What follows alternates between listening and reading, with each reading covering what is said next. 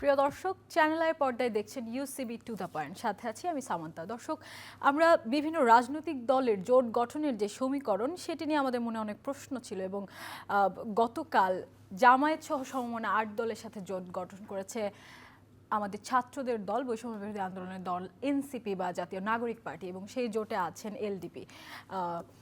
এই যে জোট গঠন, সবাই ভেবেছিল যে বিএনপির সাথে আসলে জোট করবে এনসিপি, বা বিএনপির সাথে একটি নেগোসিয়েশনও চলছিল, আমরা শুনতে পেয়েছিলাম। কিন্তু হঠাৎ করেই কেন জামায়াতের সাথে জোট গঠন করার ঘোষণা এনসিপি দিয়েছে, এবং সেই সাথে কিন্তু এনসিপির প্রায় ৩০ জন নেতৃত্ববৃন্দ পদত্যাগও করেছে। এখন পদত্যাগের কারণটি আসলে কি? জোট গঠন নাকি অন্য কোনো কারণ? কি জন্য তারা আসলে চিঠি পাঠিয়েছে, সেই সব কিছু নিয়ে আজকে কথা বলবো। আমরা কথা বলবো রাজনীতিটা আসলে ক্ষমতাকে ঘিরে হচ্ছে, নাকি আসলেই যারা রাজনীতি করছেন তারা সমতা প্রতিষ্ঠা করতে চায় সমাজে। আমাদের আজকের টু দ্য পয়েন্টের বিষয় নির্ধারিত হয়েছে ক্ষমতার নাকি সমতার রাজনীতি। আমাদের সাথে দুজন অতিথি আছেন Asaduzzaman Ripon, vice chairman BNP, স্বাগতম আপনাকে, এবং আছেন জাহিদ চৌধুরী, ব্যবস্থাপনা সম্পাদক দৈনিক আমার দেশ, আপনাকেও স্বাগতম।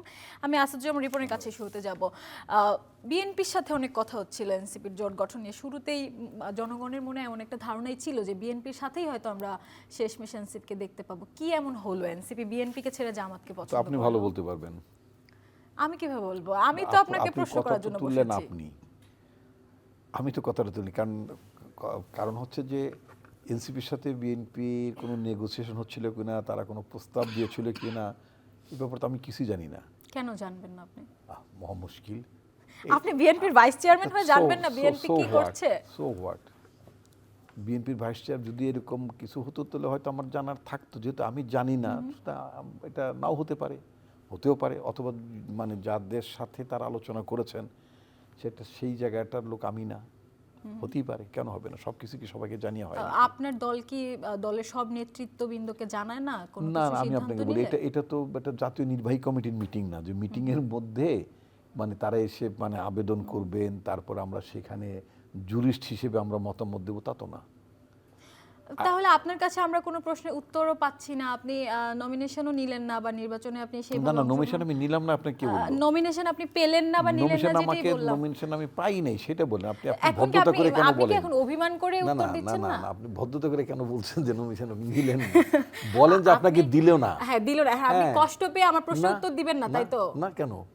আমার যেটা অথরিটি না, যেমন আপনি আমাকে এখানে এক কাপ গরম পানি দিয়েছেন, ক্যান আই সে যে আপনি আমাকে চা দিয়েছেন? এটা ইনফ্যাক্ট ইটস এ মানে warm water. I can drink warm water only, but I can't say this is tea. So আমাকে তো টিকে টি বলতে হবে, ওয়ার্ম ওয়াটারকে ওয়ার্ম ওয়াটার বলতে হবে, যেটা সত্য না। এখন কি বিএনপি রাজনীতি থেকে আপনি একটু দূরে আছেন? আপনি আমাকে জোর করে মিথ্যা কথা বলাবেন? না না, আপনি কি দূরে আছেন কিনা একটু রাজনীতি থেকে? আমি তো খুব কাছেই আছি। কাছে থাকলে আপনি জানবেন না কেন? মহা মুশকিল। আপনি বললাম, এটা তো আমাদের যে নির্বাহী কমিটির মিটিং এর মধ্যে তো বিষয়টা উত্থাপিত হয়নি। আচ্ছা ঠিক আছে, আমরা একটু জাহেদ চৌধুরীর কাছে শুনি। এনসিপি কেন হঠাৎ করে জামায়াতের সাথে জোট গঠন করলো? ধন্যবাদ আপনাকে। দেখেন রিপন ভাই যেটা বলছেন, রিপন ভাই সচেতনভাবে এড়িয়ে গিয়েছেন। রাজনৈতিক নেতা হিসেবে আসলে তো একটা দলের অর্গানোগ্রামে যখন থাকবেন তখন কিছু লিমিটেশনস তো অবশ্যই থাকে। এবং আরেকটা জিনিস উনি সঠিক বলেছেন যে সব পদধারীর সব কাজ না একটা রাজনৈতিক দলে। হয়তো আপনি এখানে যদি নজরুল ইসলাম খান সাহেবকে নিয়ে আসতেন, রিপন ভাইয়ের জায়গায় আজকে উনি থাকতেন, উনি লিয়াজু করছেন অন্যান্য রাজনৈতিক দল জোটের সাথে, লিয়াজুর একটা দায়িত্বে উনি আছেন, তাইলে হয়তো উনি এটা এড়িয়ে যেতে পারতেন না। রিপন ভাই যেভাবে এড়িয়ে গেলেন, আমি রিপন ভাইয়ের পক্ষে এই কথাটা বললাম যে আপনি মানে তারপরেও হয়তো উনি আরো কিছু কথা বলতে পারতেন, কিন্তু এই সময়টা হলো খুবই সেনসিটিভ সময়। একটা দলের অর্গানোগ্রামে থেকে উনি একটা কথা বললেন যেটা দলের জন্য ক্ষতির কারণ হতে পারে, সেই কারণে হয়তো বলেন। আপনি যে লিয়াজুর কথা বললেন, রাশেদ খান বা জয়া কিবরিয়া, তারা আসলে রেজা কিবরিয়া, তারা আসলে কাদের সাথে লিয়াজু করে বিএনপিতে গিয়েছে? না, ওই লিয়াজু কমিটির সাথে তাদের যোগাযোগ ছিল, তারা মিটিংয়ে ছিলেন, তারা বিভিন্ন সময় তাদের সাথে কথা বলেছেন।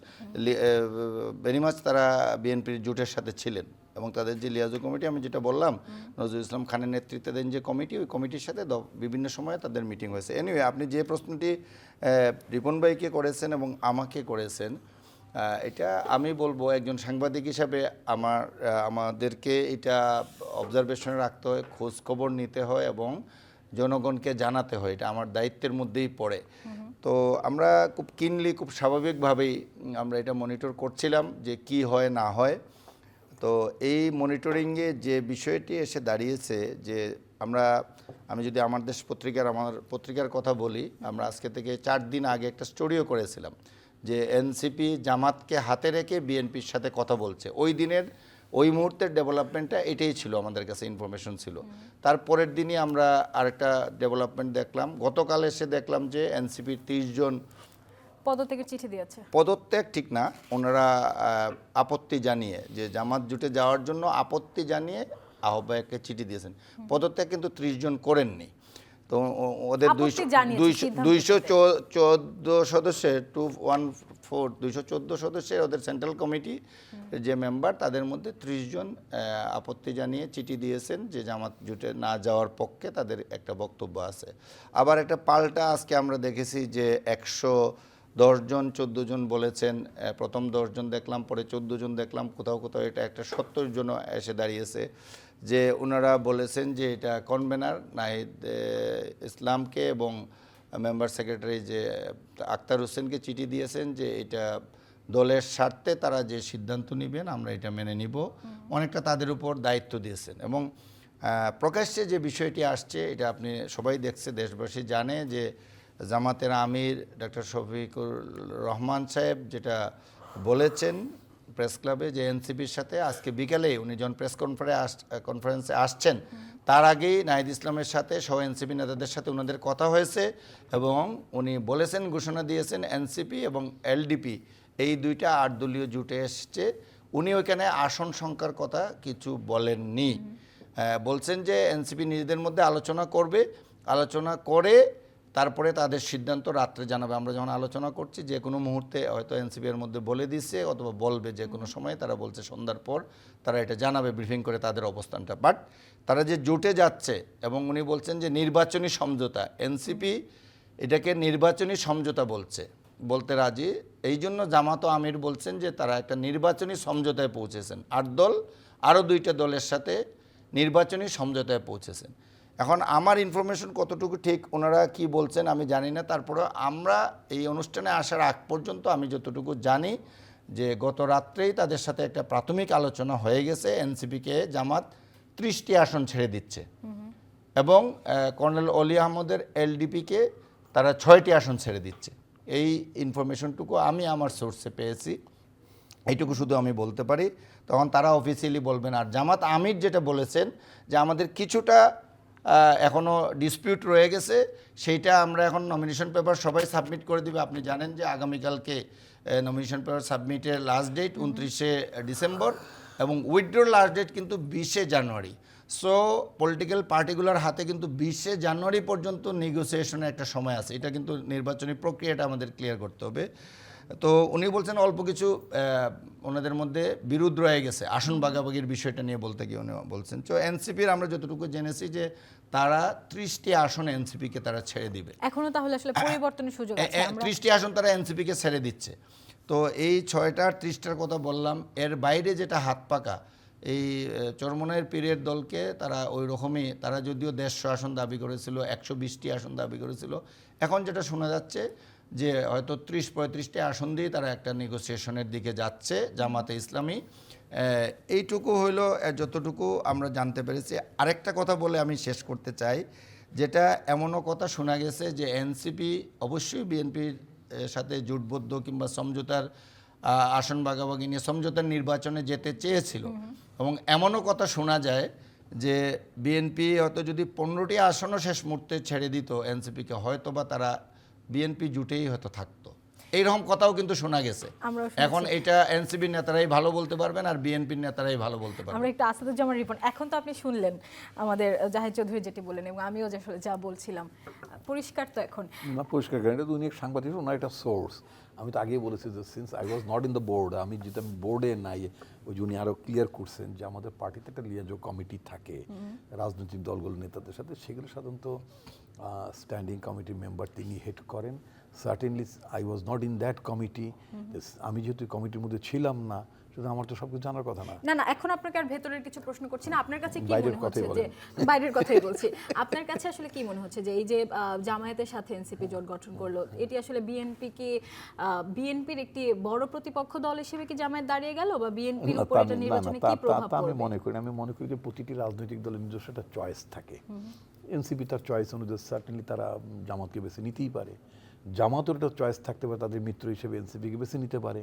এটি তো ডেমোক্রেসির মানে বিউটি তো এই জায়গায়, তাই না? আর বড় প্রতিপক্ষ বা ছোট প্রতিপক্ষ বৃক্ষ তোমার নাম কি ফলে পরিচয়, তাই না? এটা আপনি কি করে বুঝবেন? অ্যাটলিস্ট একটা থ্রো এন ইলেকশন, একটা নির্বাচন হোক, নির্বাচন হওয়ার পরে আমরা বুঝতে পারবো যে কার মানে কতটুকু অবস্থান, তাই না? অনেকদিন দেশে তো নির্বাচন হয় না, গত 15 বছর তো নির্বাচন হয়নি। তো নির্বাচন না হলে আপনি বড় প্রতিপক্ষ ছোট প্রতিপক্ষ কিভাবে বলেন? বিএনপির ব্যাপারে একটা স্ট্যান্ডার্ড আছে যে বিএনপি নির্বাচনে কখনো 260টি আসন পেয়েছে 79 সালে। বিএনপি যখন একেবারেই বিরোধী দলে ছিল তখন বিএনপি সেখানে 116-17টি আসন পেয়েছে। তো সুতরাং মানে এগুলো সব কিছু মিলিয়ে যদি আপনি ধরেন তাহলে আপনি একটা অনুমান করতে পারেন যে বিএনপি মানে এটার সাইজটা কেমন। কিন্তু যারা কখনো 2 সিট পেয়েছে, কখনো 18 সিট পেয়েছে, তাদেরকে যদি আপনি বলেন যে এই দলটিকে 118 সিট পেতে হবে, তখন certainly I will have to wait for an election. তখন আমাকে এটা নির্বাচন পর্যন্ত অপেক্ষা করতে হবে এটা জানার জন্য বা বোঝার জন্য। যদি আমি সেই নির্বাচনে যদি দেখি যে সেই নির্বাচনে জনগণ কতগুলো ভোট দেয়, তখন একটা ধারণা হবে। সিন্স আমরা এক্সপেক্ট করি আগামী নির্বাচনটা একটা মানে ফ্রি নির্বাচন হবে, ফেয়ার নির্বাচন হবে, সুতরাং একটা ফ্রি ফেয়ার ইলেকশনে জনপ্রিয়তার মাপকাঠি তো অবশ্যই নির্বাচন, তাই না? কিন্তু এতদিন যে আমরা যে পপুলারিজমের কথা বলছিলাম যে সব Populism। ক্ষেত্রে আসলে বিএনপি কম্প্রোমাইজ করে আসছে বা চুপ করেছিল, এই জায়গা থেকে কিন্তু আসলে প্রশ্ন আসে যে ক্ষমতার চুপ করেছিল রাজনীতি মানে? আসলে এই যে বিভিন্ন ঘটনায় বিএনপি সর্বোচ্চ ধৈর্য দেখিয়েছে, ইয়েস, সেটা বলে। এখন ক্ষমতার রাজনীতি নাকি সমতার রাজনীতি, এই প্রশ্নটা কিন্তু আসলে ওখান থেকেই ওয়েল, উঠে আসে যে মানে পলিটিক্স অফ ইকুইটি, এটা তো আপনি একটা বিশাল বড় কথা বললেন। আমি জানি না মানে হু ডিটারমাইন্ড দ্য মানে কি বলে আপনার subject of the talk show of today, I am not sure. But আপনি যেটা বলেছেন, অফকোর্স পলিটিক্স তো it's a power struggle. Politics একটা তো পাওয়ার স্ট্রাগল তো বটেই, but power struggle for what? Power স্ট্রাগলটা তো হবে তখনই যে আপনার উদ্দেশ্যটা কি? শুধু মানে মন্ত্রিত্ব উপভোগ করা? একটা নির্বাচন মানে শুধু আপনার এমপি পদটা উপভোগ করা? নিশ্চয়ই না। মানে এটাকে আমি নির্বাচন বলি না, বা এটাকে আমি কোনো মানে সিস্টেম বলি না। আমি যেটা বলতে চাই সেটা হচ্ছে যে আপনার প্রতিটি সরকারের কিছু আপনার স্বপ্ন থাকে, কিছু পরিকল্পনা। সরকার মানে আপনার যারা নির্বাচনের আগে এবং যার পার্টিতে ইশতেহারও দেওয়া হয়, নির্বাচনের ইশতেহার দেওয়া, সেই ইশতেহারের মধ্যে পার্টিগুলো বলে আমরা এটা করব, ওটা করব, এটা করব, ওটা ইত্যাদি বলে। যদিও মোস্ট অফ দ্য টাইম আমরা দেখেছি যে রাজনৈতিক দলগুলো যে ইশতেহারগুলো আপনার ঘোষণা করে জনগণের সামনে নির্বাচন আগে, তার মেজর পোর্শনটা ইনফ্যাক্ট তারা ইমপ্লিমেন্ট করতে পারে না। একদম তো এটা ইমপ্লিমেন্ট করতে না পারার কতগুলো ত্রুটি আছে আমাদের রাজনৈতিক চেষ্টা করে না, আমি বলছি রাজনৈতিক ব্যবস্থার কতগুলো ত্রুটি আছে। যেমন মনে করেন এত সংস্কারের ডামাডোল বাজলো না, খালি সংস্কার চাই, এটা চাই, ওটা চাই বললো, কিন্তু একটা বড় মাপের সংস্কারটা হলো না, যার জন্য একটা নির্বাচিত সরকারকে কমপক্ষে 3 থেকে 4 মাস শুরুতেই পিছিয়ে যেতে হবে। কিভাবে? যেমন ধরুন মার্কিন যুক্তরাষ্ট্রে একটা যখন ইলেকশন হয়, সেই ইলেকশনটা আপনার একটা নির্দিষ্ট ক্যালেন্ডার ইয়ার হয়। আমাদের কোনো নির্দিষ্ট ক্যালেন্ডার ইয়ার আমরা এই সংস্কার প্রস্তাবের মধ্যে ফিক্স করতে পারি নাই। নাম্বার 2 হচ্ছে যিনি মনে করেন যে দলটি নির্বাচিত হবে, এটা বলা যেতে পারতো যে দলটি নির্বাচিত হবে তারা দায়িত্বভার গ্রহণ করবে পরবর্তী নির্বাচিত সরকারের কাছ থেকে, কিন্তু সেই 3 মাস 4 মাস আগে নির্বাচনটা শেষ হতে হবে। তাতে করে যেটা হতো কি, একটা ছায়া সরকার হিসেবে ওই আগের সরকারের আমলে ছায়া সরকারটা কাজ করবে, তারা সব কিছু দায়িত্ব কর্তব্য বুঝে নেবে, তাই না? বুঝে নিলে তাদের করণীয় কি, তাদের মেয়াদে তারা এটা ঠিক করে ফেলতে পারতো। এখন মনে করুন যারা নির্বাচিত হওয়ার ধরেন পরের দিন গেজেট নোটিফিকেশন হওয়ার পর 2 দিন বা 3 দিনের মাথায় ধরেন আপনার শপথ হবে, শপথ হওয়ার পরে মন্ত্রিসভা গঠন হবে, মন্ত্রিসভা গঠন হওয়ার পরে দেখা যাবে কি যারা প্রধান যারা মন্ত্রী হবেন তারা মোস্ট অফ তাদের রেসপেক্টিভ ডিপার্টমেন্টে কি আছে কি না আছে, কি করণীয় এটি জানে। করণীয় বুঝতে 3, 4, 6 মাস পার হয়ে যাবে। এই জন্য একটা সংস্কারের মধ্যে যেটা দরকার ছিল কি, আপনার একটা সরকারের মেয়াদ শেষ হওয়ার আগে, যেমন মনে করেন এই সরকার আমরা যদি ধরে নিই যে সরকারের মেয়াদ শেষ হবে ফেব্রুয়ারি মাসে, আরও যদি 4 মাস আগে যদি আপনার নির্বাচনটা হয়ে যেত, নির্দিষ্ট মানে সরকারটা মেয়াদ থাকতে হবে যে এখানে আমি শেষ করব, তাহলে হতো কি এই সরকারের কাছ থেকে সব মানে নির্বাচিত প্রতিনিধিরা মানে সরকার তাদের ছায়া সরকার জেনে নিতে পারতো, জানতে পারতো কোথায় কত টাকা পাচার হয়েছে, মামলাগুলোর অবস্থান কি, ভূমির কি অবস্থান, কৃষির কি অবস্থান, শিক্ষার কি অবস্থান ইত্যাদি ইত্যাদি। আপনি এখন সাংবাদিক হিসেবে আপনার আসলে কি মনে হচ্ছে এই যে জোটটা গঠন হলো এর প্রভাব কি বিএনপির উপর পড়বে, বা বিএনপি কত আসন পেতে পারে, বা এনসিপি কত আসন পাবে জামায়াতের সাথে গিয়েও, বা জামায়াতের আসলে নির্বাচনী ভবিষ্যৎটা কি? আমি রিপন ভাইয়ের সর্বশেষ কথার একটু জবাব দিয়ে কিংবা বাকিটা আপনার প্রশ্নের উত্তর দিচ্ছি। যে রিপন ভাই যেটা বলছেন যে যদি ক্যালেন্ডার থাকতো আমেরিকার মতো আগে নির্বাচন হয়ে গেলে, আমেরিকায় যেমন 4 নভেম্বরে নির্বাচন হয়, একটা ট্রানজিশনাল গভর্নমেন্ট 1 জানুয়ারিতে এসে এই যে প্রায় 2 মাস সময় পায়, 4 নভেম্বরে ইলেকশন হয়, 1 জানুয়ারিতে এসে নেক্সট গভর্নমেন্ট দায়িত্ব গ্রহণ করে। তো এইটা চাইলে যদি বিএনপি ক্ষমতায় আসে, বিএনপি এসে পার্লামেন্টে কিন্তু এই আইনটা এখনো পাশ করে নিতে পারে, এটা কেউ তাকে বাধা দিবে না। যদি বিএনপি এটা মনে করে যে নেক্সট ইয়ে থেকে এটা করতে পারবে, এইটাতে হয়তো হবে না, কারণ এটাতে হওয়ার সুযোগও নেই, কিন্তু এটা করতে পারবেন। সংস্কারের ব্যাপারে যতটুকু বিষয়ে এগ্রিড হয়েছে তার বাইরে যত খুশি আপনি করতে পারবেন যদি আপনি ক্ষমতায় আসেন, কারণ এই সুযোগটা তো আপনার রয়েই গেছে। এটা রিপন ভাইয়ের এই কথার জবাবে আমি এটা বললাম। এবং যেটা আপনার যে প্রশ্নটা, মূল যে প্রশ্নটা, যেটা রিপন ভাইয়ের আলোচনা থেকে সূত্র এটা একটু টেনে আনতে চাই, যে বিএনপি অতীতে 207 আসন পেয়েছে 79-তে, 116 আসন বিরোধী দলে পেয়েছে, 144 আসন পেয়ে জামাতের 47 আসন পেয়ে পরবর্তীতে জামাতের সহযোগিতা নিয়ে সরকার গঠন করেছে 91 সালে। তো বিএনপির অবশ্যই বাংলাদেশের এই মুহূর্তে সর্ববৃহৎ রাজনৈতিক দল বিএনপি, এটা বলার অপেক্ষা রাখে না। অতীতের নির্বাচনগুলো ছাড়াও এখনো যদি আমরা দেখি নানা অ্যাক্টিভিটিসের মাধ্যমে এটা নেই, কিন্তু আজকে যে জামাতের আমি বলবো যে চমক, অনেক শুনি যে কেউ কেউ বলে থাকেন যে বিএনপি জামায়াতের সাথে গিয়েছিল বলে এত বছর ক্ষমতা আসতে পারেনি, এখন যে এনসিপি আসলে জামায়াতের সাথে গিয়েছে, এনসিপির ভবিষ্যৎটা কি? না, আমি যেটা বলছি না ওইটা আপনার ওই কথা ঠিক না। বিএনপি জামাতের সাথে গিয়েছিল বলে আসতে পারেনি, এটা অন্য একটা ইন্টারপ্রিটেশন, অন্য কথা বলা হয়। আমি এই কথার জবাবটা, যেটা রিপন ভাইয়ের ওই কথার সূত্র ধরে আপনারটা জবাব দিচ্ছি, যে এইটা সর্বশেষ বিএনপি নির্বাচন করেছে 2001 সালে এবং 8 সালে। যদি আমি 8-এর নির্বাচনটা নিয়ে কিছু বিরোধ আছে, তো যদি আমি 8 সাল পর্যন্তই ধরি, তো বিএনপি 2008 সালের পরে এর মধ্যে আপনার আরও 16 বছর পার হয়ে গেছে ফ্যাসিবাদী সরকারের শাসনামলে কোনো নির্বাচনই হয়নি। 18 নির্বাচন তো নির্বাচন হয়নি, সুতরাং বিএনপি ওখানে গেলেও এটা কাউন্টেবল কোনো নির্বাচন না। সো এই গত 16 বছরে বাংলাদেশের ডেমোগ্রাফিতে যে চেঞ্জ আসছে, যে পরিবর্তন আসছে, যে 40%-এর মতো বলা হচ্ছে ইয়াং জেনারেশন, এই যে ইয়াং জেনারেশন, ইয়াংয়ের আবার দুইটা ফ্র্যাকশন সেগমেন্ট কেউ করেন যে ভোটারদের মধ্যে, এই 40%-এর মধ্যে আবার 25 and 15 আলাদা করা হয়। এই সেগমেন্টটা আসলে কাদেরকে পছন্দ করে নিবে, কাদেরকে নিবে, গ্রহণ করবে আগামী নির্বাচনে, এইটা এখনো কিন্তু ক্লিয়ার না, কারণ তারা নির্বাচনে ভোট দিতে পারে না। সেজন্যই বললাম সেটার জন্য অপেক্ষা করতে, আগামী নির্বাচন অবশ্যই আগামী নির্বাচন পর্যন্ত অপেক্ষা করতে হবে। সুতরাং এই জিনিসটা ক্লিয়ার না। আর এইখানে আজকে আমি বলবো যে জামাত আজকে যেটা করেছে, অবশ্যই তারা এটা একটা চমক দেখিয়েছে।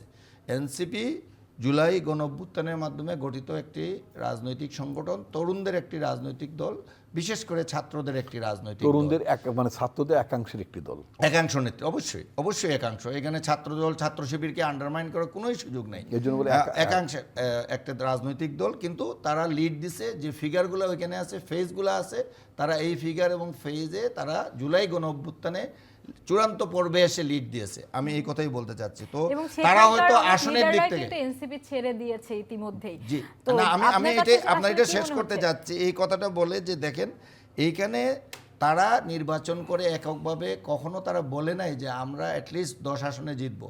আমি কোনো এনসিপি নেতার মুখ থেকে এই কথা কিন্তু কখনো শুনিনি, অনেকগুলো টকশোতে আসছি কিংবা তাদের কথাবার্তায়। বাট এনসিপি একটা ভালো ভোটার টানতে পারবে বাংলাদেশের এমন তৃতীয় বৃহত্তম রাজনৈতিক দল গঠন করার পরই তারা স্বীকৃত এই মুহূর্তে, আওয়ামী লীগ এবং জাতীয় পার্টিকে বাদ দিয়ে। তো এইখানে জিনিসটা খেয়াল করেন যে এই তরুণদের ভোটটা, আমরা যে কয়টা জরিপ হয়েছে, আমি মনে করি না জরিপ হলেই এই রেজাল্টটাই হবে, কিন্তু যে কয়টা জরিপ হয়েছে এখানে কিন্তু বড় একটা নাম্বার রয়ে গেছে, তারা ডিসিশন নেয়নি কাকে ভোট দিবে, প্রতিটা জরিপে এটা ফিগার কম বেশি আছে, কিন্তু এটা তারা বলেনি। সবচেয়ে কিন্তু বলবে এই দেশ এইখানে এনসিপি একটা এই দেশের জরিপের ক্রেডিবিলিটি না, আমি বলতেছি না almost যে নাই। এটা নিয়ে, কিন্তু তারা একটা ভূমিকা রাখবে এই এনসিপি কার সাথে গেল এবং ভোটের মাঠে তাদের এই যোগদানটা কিন্তু একটা প্রভাব ফেলবে বলে আমি ব্যক্তিগতভাবে মনে করি। আগামী নির্বাচনটা আরো বেশি কন্টেস্টিং, আরো বেশি প্রতিদ্বন্দ্বিতাপূর্ণ হয়ে যাবে। আজকের যে নতুন পোলারাইজেশন হলো, সর্বশেষ যে পোলারাইজেশন, বিশেষ করে এনসিপির যোগদান, 8 দলীয় জোট ওইখানে আগে থেকেই তারা ছিল জামাত, এটাও ভেঙে যাবে বলে একটা কথা আসছিল গত সপ্তাহে, কিন্তু শেষ পর্যন্ত দেখা গেল যে না, তাদের প্রতিনিধি এখনও আছেন। এখন পর্যন্ত তারা হাত পাকাকে নিয়ে, যেটা চরমোনাইর পীরের দল, তাদেরকে নিয়েই কিন্তু তারা জোটটা এখনও ইনটেক্ট রাখতে পারেছে এবং এর সাথে এনসিপি এবং অলি আহমেদের এলডিপি যুক্ত হয়েছে এর সাথে। তো যে কারণে আমার মনে হয় যে এটা আরো মোর চ্যালেঞ্জিং হয়েছে নির্বাচনটা, প্রতিদ্বন্দ্বিতা আগের চেয়ে এটা বাড়বে, এটা নিঃসন্দেহে বলা যায়। এখন কে জয়ী হবে এটা সময়ই বলে দিবে।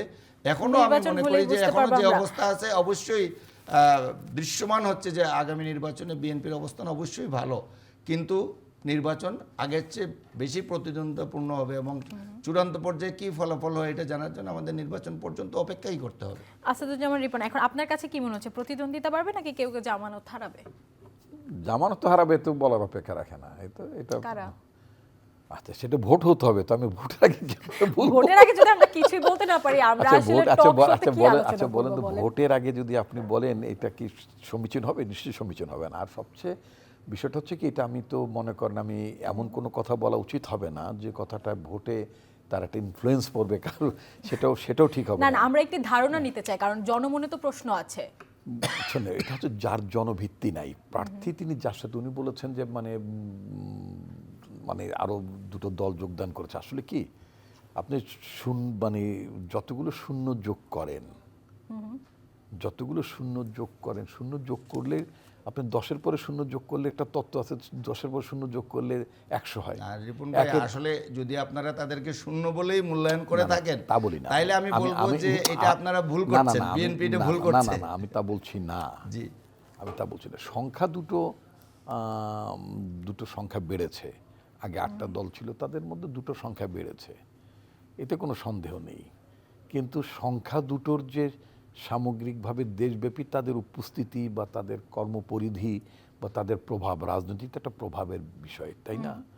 তো সেটার উপরে নির্ভর করবে। যেমন আপনি যদি এলডিপির কথা যদি চিন্তা করেন, আমি মনে করি যে এলডিপি রাজনৈতিক দল হিসেবে এটা একটা ইনফ্যাক্ট এটা কোনো ইম্প্যাক্ট ক্রিয়েট করতে পারেনি। রিপন ভাই সরি, আপনি বেয়াদবি নিয়েন না, আমি আপনার কথার মাঝখানে বলছি যে যদি এটাই হয়ে থাকে তাহলে কেন আপনারা জোটের রাজনীতি করছেন? এই এলডিপি কে আজকে থেকে এক সপ্তাহ আগে পর্যন্ত আপনাদের সাথে কেন রাখছেন? Different issue. মনে রাখতে, ইলেকট্রাল অ্যালায়েন্স, জি, এটা আপনি নিজেও বোঝেন, আপনি সাংবাদিক, আপনি নিজে বোঝেন না। এনিওয়ে আপনি আমি তো বলছি যে না, জোটের রাজনীতির একটা প্রভাব আছে, এটা তারা হয়তো জিততে পারবে না, আসন হয়তো নাই তাদের। আপনি জানেন যে অনেকে জোটের বাইরে গেলে তাদের হয়তো 101টা ভোট নাই, অনেকেরই 101টা ভোট নাই, 101টা ভোট নাই জোটের বাইরে গেলে। হয়তো জোটে গেলে সেখানে অন্য বড় দলের সাপোর্ট পেয়ে তারা ইয়ে করেন, হয়তো জেতেন, অথবা না জিতলে একটা ভালো সংখ্যক ভোট তারা ক্যারি করেন, জোটের ভোট ক্যারি করেন। আমার বক্তব্য শেখায় না সংখ্যাটা বাড়লেই যে আপনার ভোটারের যে গুণগত মান বাড়ে তা না। কারণ হচ্ছে যে কারা যুক্ত হলো, দ্যাট ইজ ইম্পর্টেন্ট যে কারা যুক্ত হলো।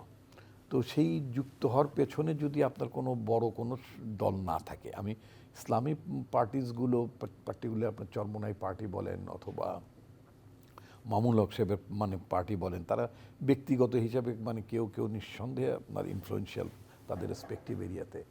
বাট আপনি অনেক আদার পার্টিজ আছে যেগুলো হয়তো দেখা গেলো হয়তো নির্দিষ্ট হয়তো একটি দুটো জায়গায় হয়তো তাদের প্রভাব অন্য জায়গায় না। যাক, এটা এত অ্যানালাইসিস করা আমার ইয়ে না, আমার দায়িত্ব না। আমি যেটা বলতে চাই সেটা হচ্ছে যে আপনার নির্বাচনের মধ্যে একটা ভিন্নতা তো আসছে, যে সেটা হচ্ছে যে শুধুই 8 দল, তাহলে একটা ইসলামিস্ট পার্টির একটা অ্যালায়েন্স বলে মনে হতো। এর বাইরে দুটো পার্টি যুক্ত হয়েছে,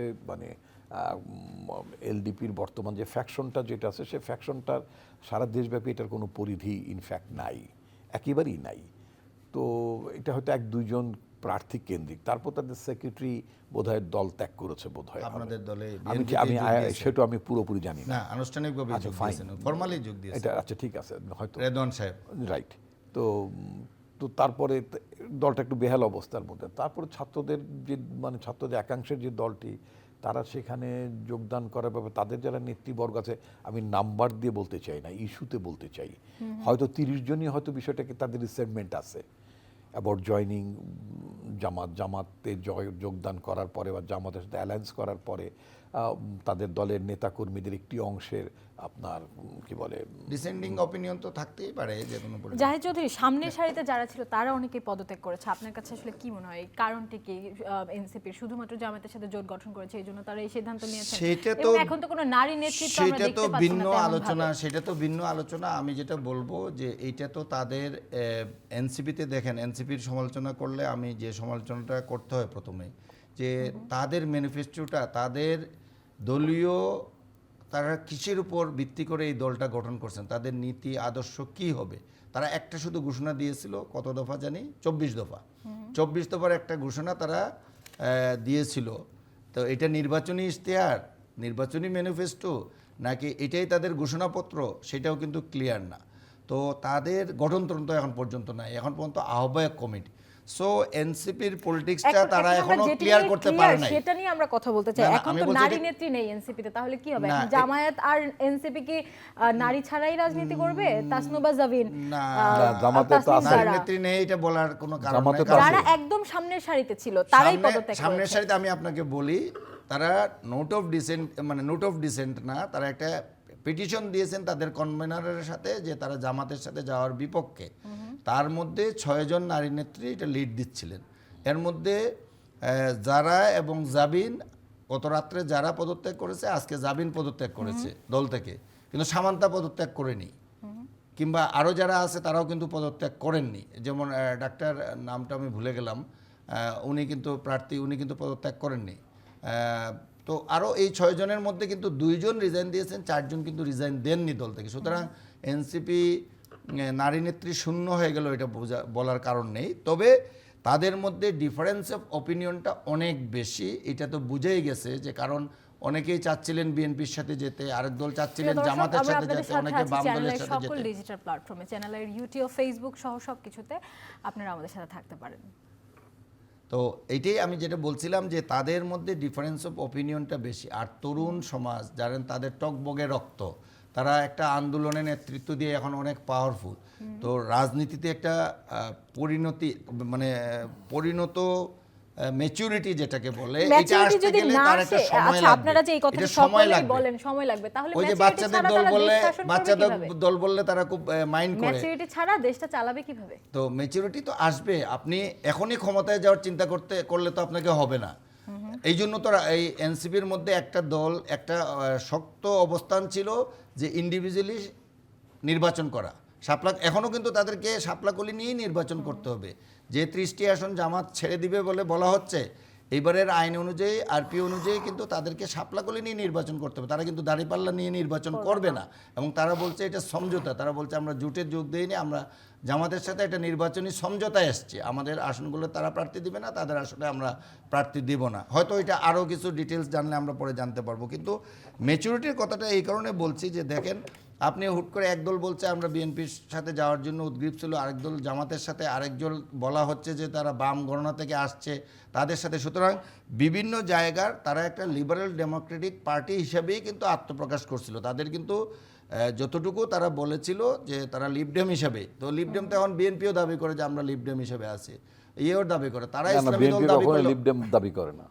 মানে উদার গণতান্ত্রিক রাজনৈতিক দল, ওঠেই তো লিবডেম, যে বলতে যে সেন্টার রাইট, সেন্টার রাইট। আচ্ছা, সেন্টার রাইট, যাই হোক।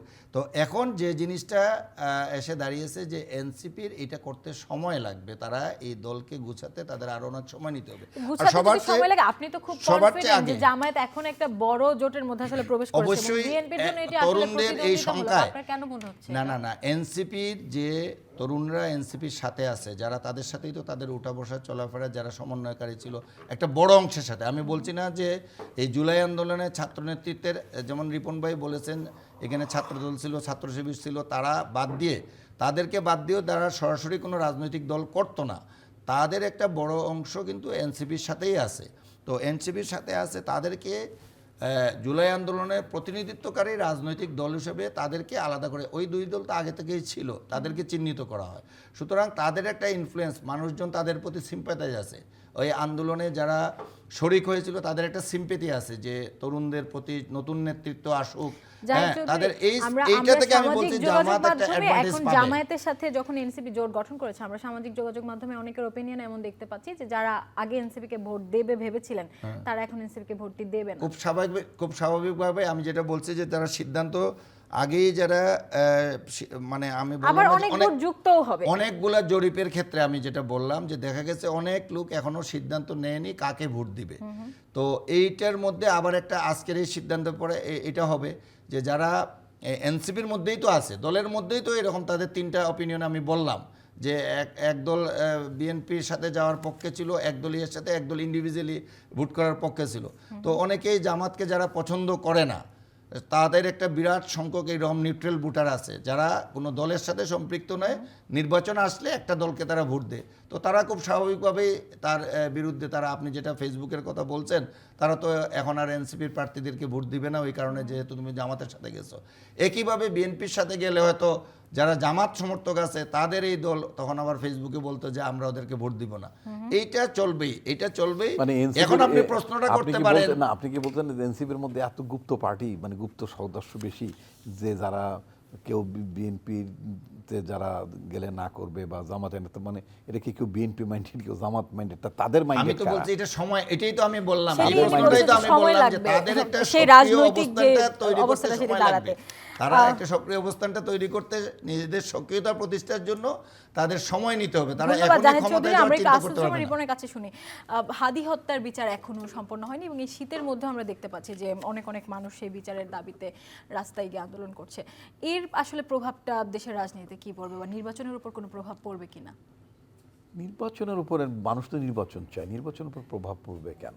নির্বাচনের উপর তো প্রভাব পড়ার কোনো কারণ, ইয়েস, নির্বাচনের উপর প্রভাব এটা পড়বে যারা হাদি হত্যাকাণ্ডকে যারা ক্যারি করতে চাবেন, মানে এই ঘটনার বিচারের পক্ষে শক্তি যারা, তারা নিঃসন্দেহে যারা এটার পক্ষে, এই আন্দোলনের পক্ষে যারা মানে সোচ্চার হবেন, তাদের মানে তাদেরকে মানুষ বেশি পছন্দ করবে, ভালোবাসবে, এটাও স্বাভাবিক। কিন্তু এতে এছাড়া তো আমি নির্বাচন অন্য কোনো কিছু দেখি না।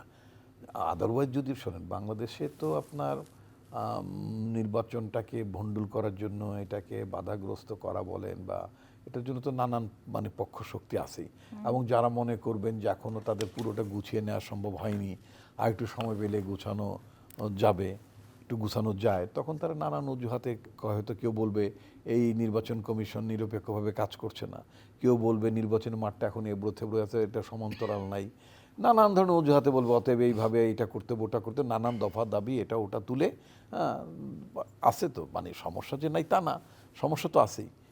তো সুতরাং এইগুলো এখন কথা হচ্ছে, আপনি মোটা দাগে সমস্যার সমাধানটা করতে চান না সমস্যাটাকে আরো জাগিয়ে রাখতে চান। আজকের এই জায়গায় বসে কি আসলে নির্বাচন পেছানো নিয়ে কোনো শঙ্কা থাকা উচিত? আমি মনে করি না, হওয়া উচিত না। মানে নির্বাচন পেছনের কোনো যৌক্তিক কোনো কারণ নাই। নির্বাচনটা অনেক আগেই হয়ে যাওয়া উচিত ছিল। যত আগে নির্বাচন হতো তাতে করে দেশের সংকটটা আরও কমে যেতে পারত, সংখ্যাটা আরও অনেক কমে যেতে পারত। বরং এই নির্বাচনটাকে ঠেলতে ঠেলতে এই ফেব্রুয়ারি পর্যন্ত নিয়ে আসাটাই ছিল ভুল। আমাদের দলের তরফ থেকে আমরা শুরু থেকে যে নির্বাচনের দাবি তুলেছিলাম সেটি ছিল খুব সঠিক সিদ্ধান্ত। আপনি তো দেখলেন যে শেষ পর্যন্ত সংস্কারে কী যে হলো তা তো আপনি দেখতেই পেলেন। আপনি আপনার আলোচনার টপিকের মধ্যে দিয়েছিলেন সমতা না ক্ষমতা। শেষ পর্যন্ত কি সমতার কোনো পলিটিক্স অফ ইকুইটির কিছু দেখলেন? পলিটিক্স অফ ইকুইটির কি কোনো প্রার্থিতা দেখছেন? মানে তোমার বৃক্ষ তোমার নাম কি, ফলে পরিচয়, কথাটা শুরু করেছিলাম। কারা ইকুইটি, এই ইকুইটির পলিটিক্সটা কারা ইমপ্লিমেন্ট করবে? কারা লোকগুলো? কারা এই লোকগুলোর আদি বৃত্তান্ত যদি আপনি অ্যানালাইজ করেন, তাহলে কি আপনার মনে হয় যে এরা মানে এই পলিটিক্স অফ ইকুইটি, এই ফেইথটা, কনসেপ্টটা ধারণ করে? যদি তা না হয়, হ্যাঁ, তো আপনি মানে কলা গাছের মধ্যে আপনি আম আশা করছেন, গেল এই তো এটা আসলে তা না, ইকুইটি তো আমাদের প্রত্যাশার ব্যাপার, স্বপ্নের ব্যাপার, আকাঙ্ক্ষার ব্যাপার। অফকোর্স আমাদের এটা আকাঙ্ক্ষার ব্যাপার, যেটাকে আমরা সাম্যের কথা বলি, যেটা আমাদের সংবিধান স্বীকৃত একটা শব্দ আছে, সাম্য। সাম্য, ন্যায় বিচার। আমরা কি সাম্য অবস্থাটাকে ভোগ করি? আমরা কি ন্যায় বিচার পাই? এই রাষ্ট্র কি আমাদেরকে কি ন্যায় বিচার দেয়? কোথায় আপনারা যদি আসলে রাজনীতিবিদ হয়ে এই কথা বলেন, সাধারণ জনগণ কি বলবে? কোথায় ন্যায় বিচার দেয় বলেন? আমরা রাজনীতিবিদ, মানে আমি বিদ তো নই, আমি আদৌ বিদথিদ না, আমি একজন রাজনৈতিক কর্মী হিসেবে আমার স্ট্রাগলটাই হচ্ছে সে সাম্য প্রতিষ্ঠা করা। আমার স্ট্রাগলটা হচ্ছে ন্যায় বিচার রাজনীতি করার। কিন্তু দিনের শেষে আমাদের স্বপ্ন, আকাঙ্ক্ষা, আমাদের প্রত্যাশা, আমাদের আবেগগুলো ওই বকুল ফুলের মতো ঝরে না পড়ুক, সেটা আমাদের প্রত্যাশা। প্রিয় দর্শক, যারা ইউসিবি টু দ্য পয়েন্টের আয়োজনে এতক্ষণ আমাদের সাথে ছিলেন, আপনাদেরকে ধন্যবাদ জানাচ্ছি। এবং আমরা আসলে সমতার রাজনীতি চাই, একটি দেশ চাই যেখানে সকলের সমান অধিকার নিশ্চিত করা হবে এবং কাউকে আমরা কম বা বেশি করে দেখব না, সকলকে সমান দৃষ্টিতে দেখব। এবং পপুলিজমের যে রাজনীতি, সেটি রাজনৈতিক দলগুলো করবে না, মানুষের জন্য রাজনীতি করবে, দেশের জনগণের উদ্দেশ্যে কাজ করবে। সেই প্রত্যাশাই ইউসিবি টু দ্য পয়েন্টের আয়োজন থেকে বিদায় নিচ্ছি।